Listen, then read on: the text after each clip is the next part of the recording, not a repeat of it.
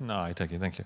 Hi, everyone. So if you've never been in this space in the Funkhouse before, this is your first time. I'm not working for Funkhouse, but I've been here for a few gigs, music and stuff. And this space in particular is fantastic for very intimate, very high quality performances. And it doesn't matter if you like the music or not, just come for anything here and listen to it. The acoustics are great. And it's just a fantastic experience. We don't do any justice here giving the talks to actually how fantastic this space is. And if you have a time to go around and see all the smaller rooms and so on, just do it. I'm just wasting my time that I have only 15 minutes. Where's the clock? You're not doing the clock? Okay, thank you. Okay, cool. So I will tell you a few things. So it's supposed to be a keynote, but I don't do keynotes. It's more about, I will share with you a lot of resources. If you have your mobile phone on you, take it out. There's going to be a lot of QR codes. Every QR code will lead you to something that is way much more interesting than my talking. So just dive in and go into rabbit holes. This is just tactical tech QR code where you can test if it works. I will divide it into 3 parts. I will talk about me as us, I will talk about them, and I will talk about the bubble.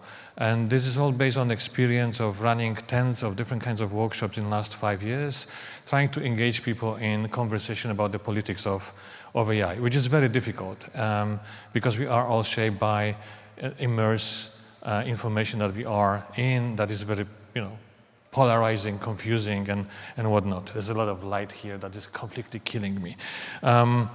So me is not about me, it is about you, it's about every single individual. And I want to go back to 1967 for a second. There was a guy called Joseph Weizenbaum that created this bot called Eliza. And Eliza was, if you scan it, you're going to have a reenactment by whatever, BBC or Channel 4, I don't remember, one of the British channels, an interview of Joseph Weizenbaum. So it was hard-coded bot that, they were testing if you can emulate a human kind of reaction between the machine and the person. And they used a very old-school therapist way of dealing with conversation with somebody that you want to open them, but they don't want to open. Instead of giving new information to them, you repeat the statement as a question, or you repeat the question as a statement without adding any new information. But that makes person to add more and more and more and more. And what happened to Weizenbaum was that the anecdote is that the secretary fell into the spell and she asked him to leave the room because she thought she's speaking to a superhuman embedded in the machine. That wasn't possible then, and it's never going to be possible. This whole dream of a golem that you can turn clay and mud or cables and chips into general artificial intelligence is not possible. So this is a kind of an example that turned completely Weizenbaum thinking about how to engage people with technology where we instantly anthropomorphize technology whenever it is able to emulate something that we recognize as human, even if it is not. And that's the case of the AI. And I want to take it forward, but if you want to talk more about that, I think Rainer Rehak from Weizenbaum is here speaking later. Talk to him more about that if you like. My experience running this workshop is that 4 years ago, 3 years ago, most of the people I was talking to and running, different kinds of conversations were mostly using AI as an expert kind of, tool for translation, transcription, little bit of coding. There was pre-code and stuff and so on, and kind of enhancement of the skills that is very hard to achieve otherwise. You would have to study for a long time. You would have to pay for this expertise, and now you click and it's there very quickly. You can edit a video, even create it, and so on, etc. What happened over time in the room that I have had more people that were personally kind of in relationship with the tool that started for them as an expert. And initially that was about, kind of a therapist like Eliza, check the Eliza effect is a thing. Or more and more, I had people that would sit in the room and converse with their bot while I was talking to them to verify and check what I'm up to, if what I'm saying makes sense and so on, etc. And that, I thought, wow, that's weird. Maybe I'm a bit paranoid. And aren't we all a bit paranoid here, specifically in this room now, today, on Sunday? But then I look up different kinds of research. So it really changed between 24 and 25, where you can see that therapy, companionship, organizing life, and finding purpose in life become the major way of using these different tools. You can find this graphic on the, I think it's a Visual Capitalist, but it's taken from Harvard Business Research. that was like, okay, this is not just me. I'm not paranoid here. Then came this Washington Post research when they got hold of 100,000 conversations between individuals and ChatGPT. They got hold of it not because it was hacked, there was a glitch. There's a lot of glitch in these technologies right now because they are being rolled out before anybody is testing them for anything. And they figure out of 47,000 they analyzed, a lot of conversations, 90% of them are personal advice, kind of therapy and so forth, etc. And that goes on and on and on. And Rights and Democracy just published their research last week here. So if Mark Bodekal is here or anybody who done it for them, they're based in Berlin, you should talk to them. That is not only looking at these dependencies I just raised, but it is also analyzing the dark side of it. And they collect cases of people who suffer from different kinds of delusions and much deeper dependency than they would like to. So that's for me like one part of the problem. How do you talk to people about politics of technology of any kind and being critical where their relationship with technology is already so deep that you come across as somebody they shouldn't be talking to in the first place? So I also look at the research from Stanford. They just analyzed 25,000 videos from YouTube and from TikTok. When they look at influencers on both sides of the spectrum, they look at the people who are resistors to AI and the people who are adapters. And I was hoping that let's see how the influencers are engaging with AI in different kinds of ways. And it's kind of dissatisfying because the promoters are mostly focusing on memes and effects and career and productivity that we kind of expect. But the resistors are mostly focusing on art, creativity, theft, so copyright, IP, and deepfake and misinformation. Very little about other things that we all care about, if you like. So that's the kind of how people are using. I'm not showing you any politicians here. I'm not showing you any other stuff that I'm normally throwing at people in this conversation. But that's kind of us with our relationship. Now I want to talk about them. And you already have seen some of these things here. And Brad was talking about it, and Tatiana, and so on. So I want to talk about who are they, because this is still this dream of Silicon Valley in the public sphere, at least, is very, very dominant. They are, military contractors in the first place. All of them. We knew that before. We knew that since Snowden, at least. That was very clear that every single, big tech company had a contract with military industrial complex in the US, at least. In China, they don't have to because they're part of the system anyway.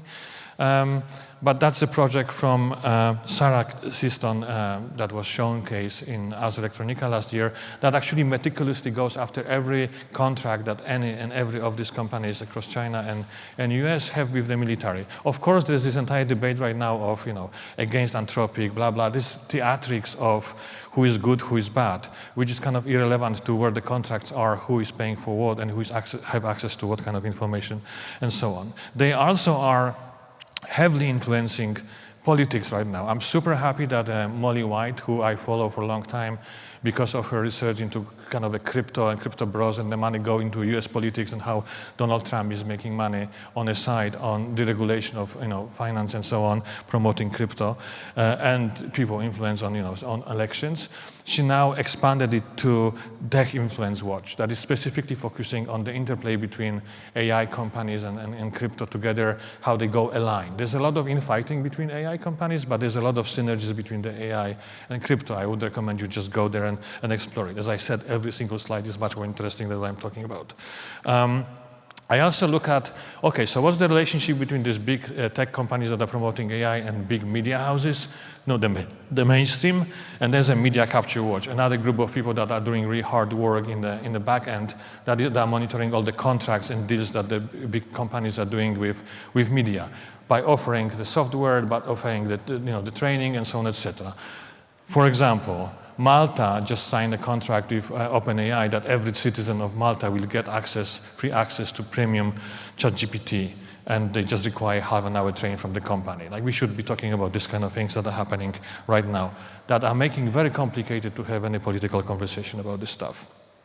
If you want to see more about analysis of, which is what I'm kind of in this rabbit hole right now. I'm looking at how big tech, big pharma, big oil, and other companies develop a playbook of how you can influence narratives around, what is actually happening, what they want to see that is happening or not happening in terms of impact on climate or, whatnot, and how they dominate policy making through lobbying, how they dominate the narratives in the media, and so on, etc. And this research is actually quite fascinating because they listed this, 5 categories of direct influence, conflict involvement, market influence, illusion of law, epistemic and discourse influence into, very nuanced categories. But if you read them, it's kind of interesting because we see these things individually. If you work on privacy, you're only exposed to part of it.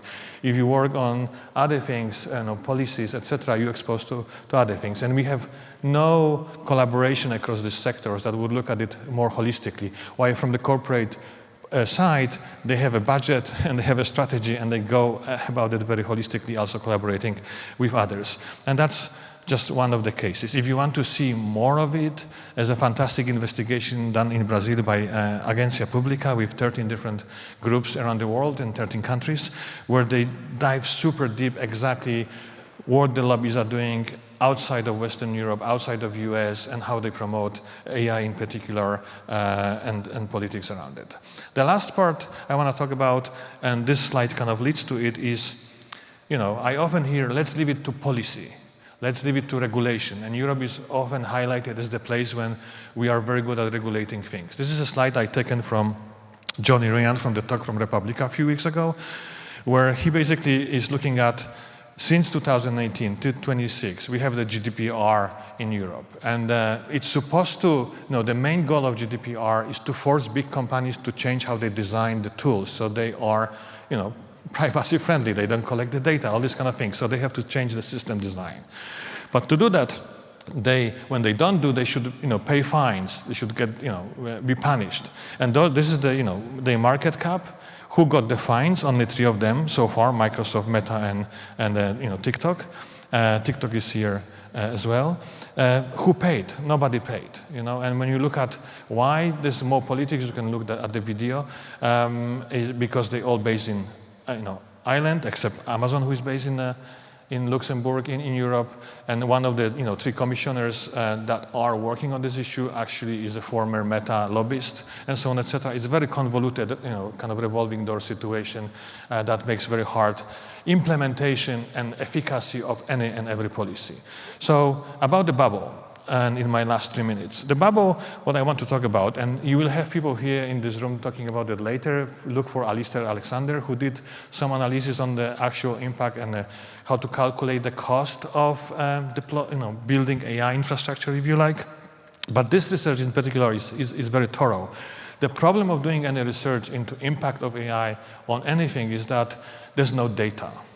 When you build a data center, the first thing you do as a company, you sign non-disclosure agreement with the local government, and there's no data. So you can only infer information through comparing, how it was before and how it is after the data center started, and so on, etc. I would recommend that one very heavily. When you talk about the bubble, I'm not an economist, but this infographic, kind of very simple one, came in November last year, but then the Bloomberg turned it into interactive, where you can actually follow the relationship between NVIDIA, AMD, OpenAI, Microsoft, and so on, etc. What really caught by, besides is the bubble that one is buying from another, and then they're buying from another one, etc., is based on the future promise of possible income that never going to happen, is that the valuation, 5 trillion, 4 trillion, etc., is insane. It's absolutely insane. Valuation of 5 trillion is equal to GDP of Germany. We have corporations that are based on fantasy, that operate at scale that state operates these days, and that have never been the case. That has to go either way. The thing I usually do in the workshops and so on, etc., is I want people to focus on 3 things. I want to kind of then walk away to understand that AI is just a pattern recognition technology. It's not epistemological semantic machine. You can't gain any knowledge from it. It looks like it, but it isn't. If you're a coder, you know that very well. But if you engage with people who are coming from different walks of life and study, they don't know that because it gives different impression. I also like to talk about the data dependency, the fact that more and more we use these tools, that the more and more data is becoming synthetic and is poisoning, the entire system. There's, lack of, there's going to be a lot of fight for clean and new data, and the privacy is on the top of that. And lastly, it's a material thing. This infrastructure requires a lot of renewal. You can't build data center for once and pay whatever billions they pay for it. You will have to replace all the chips and everything else in 3-4 years because they, run out of usability, if you like. The last thing I do is to kind of talk about this entire thing. What happens when a human being is using AI as an enhancement to be able to address the problem and find a solution?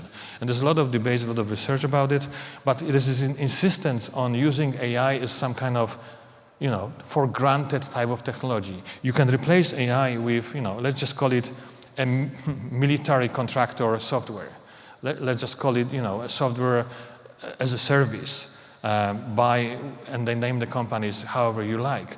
Then you think about it differently. The kind of semantic disconnection between AI that is something that they maybe discover on some asteroids now bringing into Earthian's use is extremely misleading and confusing. And I think we have to talk about this technology by giving it the proper name. And AI is not the right name for that. I want to finish with a few things. So this technology is definitely, amazing for one, discovery for one, novelty for one, but for society, for groups, is the very opposite. When we all use the same kinds of tools with the same results, individually we think we are special, but from the perspective looking at all of us, when everybody is special, nobody is special. It's not a tool, it's ideology, source of influence and power, and is ultra-processed information. Ultra-processed information is ultra-processed food.